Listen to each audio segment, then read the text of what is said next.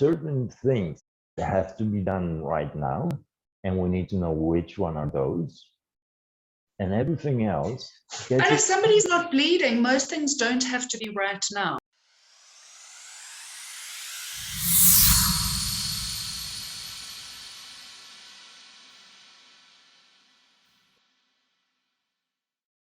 People who come across Covey and people who have character, they will tell you no. And I guess a number of times you experience this. They will tell you no in a way that doesn't feel bad. Yes. That's the skill. Because we're saying no where there's sufficient capacity. Yeah. So for me, and you know, I guess it's also identifying your flag. So for me, a big flag is resentment. So when I start feeling that resentment, I have to stop and say, Claire, what's going on with you? You haven't held your boundaries in some way. Mm-hmm. You're allowing people to do what feels wrong by you. So stop, spend some time reflecting on what's happening, and come up with a strategy for you to hold your boundaries in a way that is more positive and proactive and doesn't require you to get to the resentment stage, which is often when we end up saying stuff we regret or becoming the martyr. Nobody loves a martyr. Putting those boundaries, and it's one of the things that I have now on my email footer says, my working hours may not be your working hours.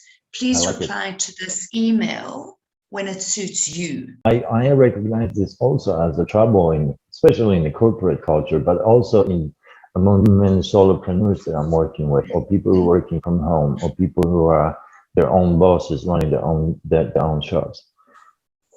They think that every phone call has to be answered right now, and every email has to be answered right now. The problem is with this right now. Yes, not even all, but most of the phone calls have to be answered.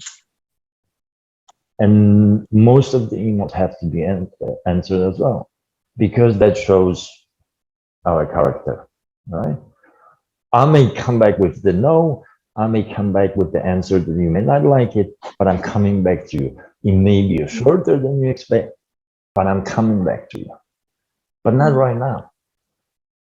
When we are always on, we're also sending a message to the people around us, A, that they have to be always on, and B, that we don't trust them to execute on their mandate. So we're available to rescue.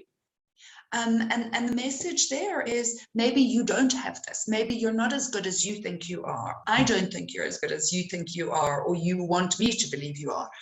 So for me, it's really empowering to almost reframe it and say, when we fall into the always on trap, we become an accidental diminisher.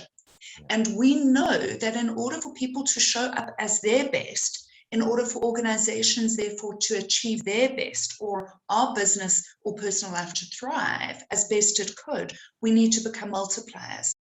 And I want to remind people of their priorities and boundaries when they interact with me.